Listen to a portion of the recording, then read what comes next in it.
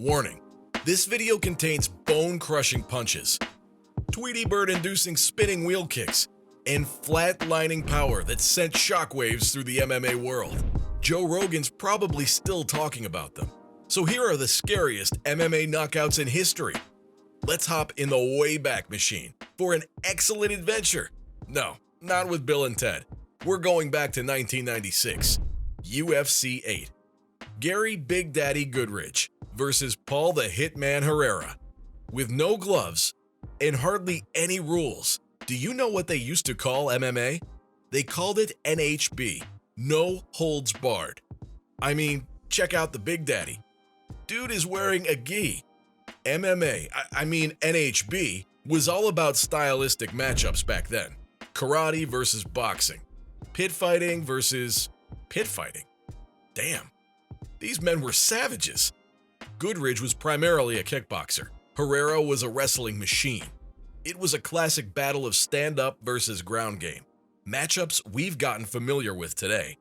Let's see how Goodridge plans on countering Herrera's takedowns. Bell rings. Oh, dang. It's a young John McCarthy. What a stud the ref was. Well, Herrera wasted no time shooting a single. Zero preparation and takedown defenses, Big Daddy? Never mind. Hold on. Daddy is hitting Herrera with a crucifix.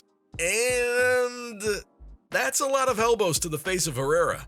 I'm not sure if the Hitman knew this wasn't a wrestling match. I wish Big John McCarthy waited that long to stop a fight these days. But that's not to say a referee stoppage is always needed. It was lights out at UFC 54 in 2008. The Maniac, Tim Sylvia, versus Trauma Trey Teligman. Let me tell you, one dude is leaving with trauma. Do you know who Tra Teligman's trainer partner was? Legendary badass Ken Shamrock. Shamrock's ankle lock might have saved Teligman. Or maybe not. Cause the Maniac, all 6'8", 270 pounds of him, was a big problem for the heavyweight division. After surviving 4 minutes and 59 seconds of the first round, with just 1 second left, Sylvia swings his tree trunk of a leg and boom! Connects with authority on Teligman's temple. Nighty-night, Tra. Fans say the moment before Sylvia's kick was the last time they saw Teligman conscious in the arena. He was taken out of the octagon on a stretcher. It wouldn't be Sylvia's first stretcher victim. He'd soon be a heavyweight champ. Speaking of Ken Shamrock, do you know who the first person was to beat Shamrock via strikes? It was UFC Hall of Famer Rich the Ace Franklin. Franklin was called the Ace because he looked like Jim Carrey. On this night in 2005, Nick Rock Quarry must have told the Ace, "Somebody stop me," because Quarry got dropped halfway through the first round. My man Quarry already bloodied up quite a bit. Franklin's stalking hard, bobbing and weaving, throwing a couple of feint jabs, setting Quarry up for that. Straight left hand right on the button. And alrighty then. Quarry ain't getting up after that one. You know it's scary when the dude starts snoring while unconscious.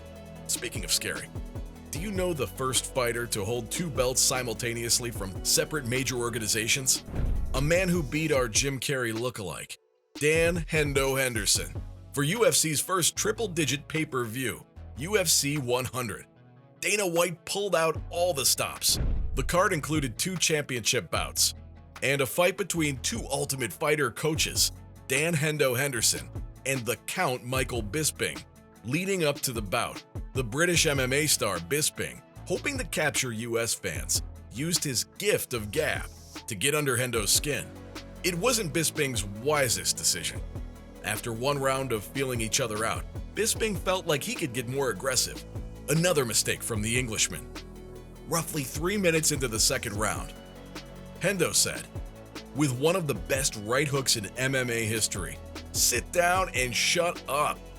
The first shot was business. The second one seemed personal. Bisping may have gotten the last laugh though. Despite being the victim, this fight made Bisping an international star. You know what? For our next knockout, let's test your knowledge of MMA history. Following the UFC's takeover of Pride in 2007, What recent Pride heavyweight Grand Prix winner from Croatia squared off with Gabriel Gonzaga in his UFC debut? Rogan once called him the most intimidating man to ever walk out to a Duran Duran song. If you guessed Mirko Cro Cop, give yourself a pat on the back. And if you're a Cro Cop fan, you know where this is going. And avert your eyes.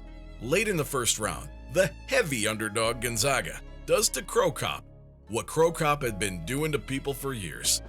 He knocked the Croatian's head off. Not literally, but you see. That high kick would go down as one of the biggest upsets in UFC history, and one of the scariest, though maybe not as scary as a person nicknamed the Axe Murderer. And I don't mean Jack Nicholson from The Shining. I'm talking real life scary.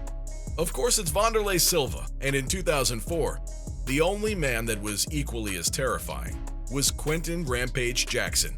These two Hall of Famers had met once before. The first fight ended with a Silva TKO. Rampage blamed the loss on the ref.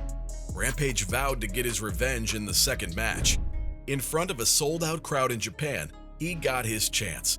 By the second round of the match, the fight had been back and forth. The Axe Murderer landed a right hook.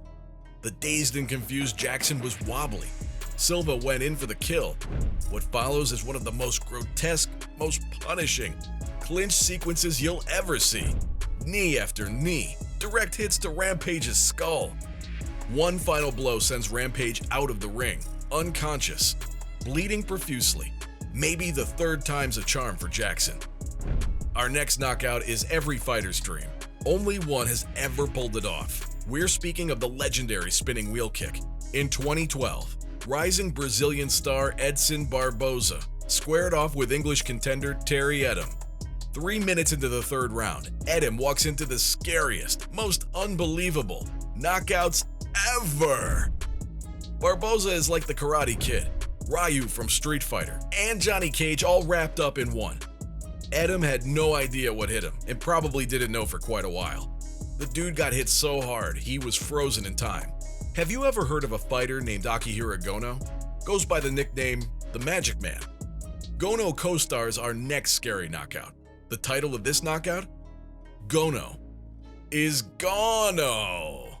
The Magic Man's opponent was Dan the Handler Hornbuckle. The two were set to square off in Japan for Sengoku 9. Japanese fans were well aware of Gono. He'd been providing magic for years. Hornbuckle was a heavy underdog. Someone called David Blaine, because the magic is done run out. We pick up the action in round 3. After catching a lazy front kick from the Magic Man, Hornbuckle tees off on the exposed Gono. Did he just punt that man? Hornbuckle can't even look.